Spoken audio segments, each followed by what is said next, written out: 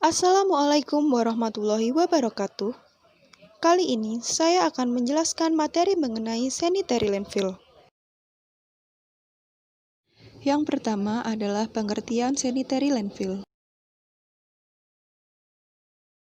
Sanitary landfill adalah sistem penimbunan sampah secara sehat, di mana sampah dibuang di tempat yang rendah atau parit yang digali untuk menampung sampah, lalu ditimbun dengan tanah yang dilakukan lapis demi lapis sedemikian rupa, sehingga sampah tidak berada di alam terbuka. Menurut buku Coba Nuklus tahun 1993. Selanjutnya adalah bagian-bagian sebuah TPA bersistem sanitary landfill. Sebuah wilayah yang menjadi tempat pembuangan akhir yang menggunakan sistem sanitary landfill harus memiliki beberapa elemen, yaitu yang pertama adalah lining system, atau bagian terbawah yang bersentuhan dengan tanah. Bagian ini biasa terbuat dari campuran tanah dan bentonit agar cairan dari pembusukan sampah tidak akan merembes ke tanah dan mencemari air tanah. Yang kedua adalah liquid collection system. Liquid atau lindi adalah cairan yang keluar dari pembusukan sampah dan terkontaminasi oleh berbagai bahan kimia dan bakteri. Oleh karena itu, tidak boleh merembes ke dalam tanah.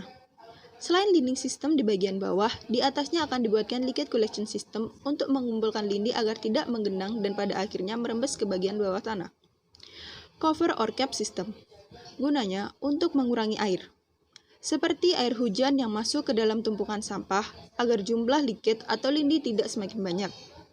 Yang keempat adalah sistem ventilasi. Pembusukan akan menghasilkan gas metana dan konsentrasi gas tanpa bisa disalurkan berisiko menimbulkan ledakan. Dan yang terakhir adalah sistem monitor. Bertujuan untuk mengawasi dan memberi peringatan dini jika terjadi kebocoran dalam sistem yang berbahaya bagi manusia dan lingkungan. Selanjutnya adalah persiapan lahan. Lokasi landfill harus memenuhi syarat-syarat berikut, antara lain: yang pertama, ketersediaan lahan. Diperkirakan setidaknya lahan dapat beroperasi minimum selama 5 tahun. Namun, rentang minimal waktu perencanaan adalah 10 tahun. Maka, sekurangnya diharapkan lahan dapat digunakan untuk melayani hingga 10 tahun periode desain. Yang kedua, jarak lokasi penimbunan sampah atau TPA dengan sumber sampah sekitar 5 hingga 15 km. Yang ketiga, batas lokasi penimbunan mengacu pada daerah TPA yang akan direncanakan, seperti dekat dengan jalan umum. Jarak lokasi penimbunan sampah dengan sungai atau sumber badan air lainnya minimal 200 meter untuk mencegah pencemaran terhadap badan air.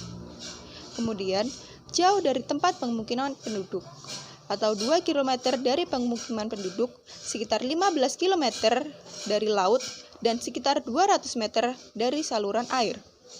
Kemudian, lokasi TPA merupakan daerah bebas banjir. Yang keempat, kondisi tanah dan topografi.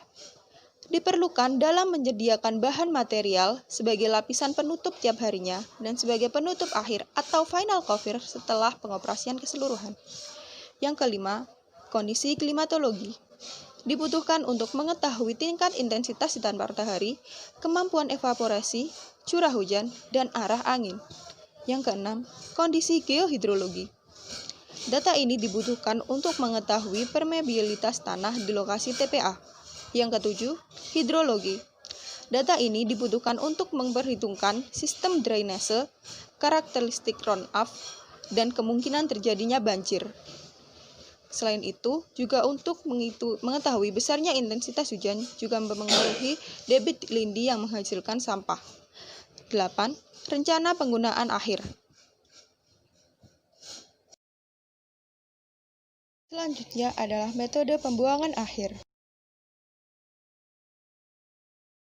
Terdapat beberapa metode yang dapat digunakan di lokasi pembuangan akhir. Metode tersebut terdiri dari 3 macam, yaitu: yang pertama adalah metode trench, merupakan metode sanitary landfill yang ideal untuk area yang memiliki persediaan materi penutup yang memadai dan air tanah yang berada jauh dari permukaan tanah. Sampah diletakkan pada sel yang telah digali. Tanah digali setiap hari dan digunakan sebagai penutup harian.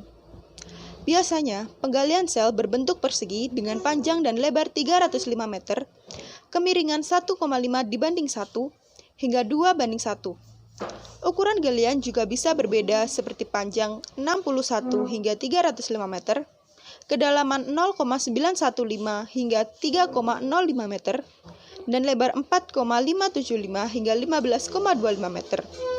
Bentuk metode trench bisa kita lihat pada gambar. Yang kedua adalah metode area.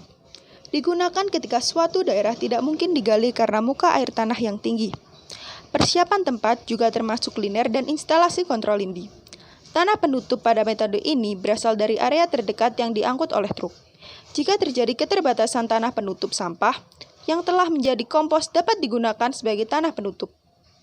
Bentuk metode area dapat dilihat pada gambar. Yang ketiga adalah metode canyon. Merupakan metode dengan menggunakan jurang sebagai tempat pembuangan.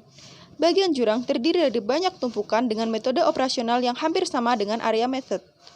Akan tetapi, jika dasar jurang datar, maka dapat digali sehingga berbentuk seperti trench method. Keuntungan menggunakan metode ini adalah tanah penutup harian untuk tiap tumpukan berlimpah. Tanah penutup tersebut berasal dari galian dinding atau dasar jurang sebelum dipasang sistem pelapisan dasar. Dan yang terakhir adalah kelebihan dan kekurangan metode sanitary landfill. Berikut ini merupakan kelebihan dan kekurangan dari sistem sanitary landfill. Kelebihannya, yang pertama, timbulan gas metan dan air lindi terkontrol dengan baik sehingga tidak mencemari lingkungan. Yang kedua, timbulan gas metan dapat dimanfaatkan sebagai sumber energi. Yang ketiga, setelah selesai pemakaiannya, area lahan uruk dapat digunakan untuk berbagai keperluan seperti area parkir, lapangan golf, dan kebutuhan yang lain. Kemudian, kerugiannya antara lain, yang pertama, aplikasi sistem pelapisan dasar atau liner yang rumit. Kedua, aplikasi tanah penutup harian yang mahal. Ketiga, aplikasi sistem lapisan penutup akhir. Keempat, biaya aplikasi pipa penyalur gas metan dan instalasi pengkonversian gas metan menjadi sumber energi. Yang terakhir adalah biaya aplikasi pipa-pipa pengumpul dan penyalur air lindi atau liket dan instalasi pengolahan air lindi. Sekian penjelasan saya mengenai metode sanitary landfill. Terima kasih atas perhatiannya. Saya akhiri. Wassalamualaikum warahmatullahi wabarakatuh.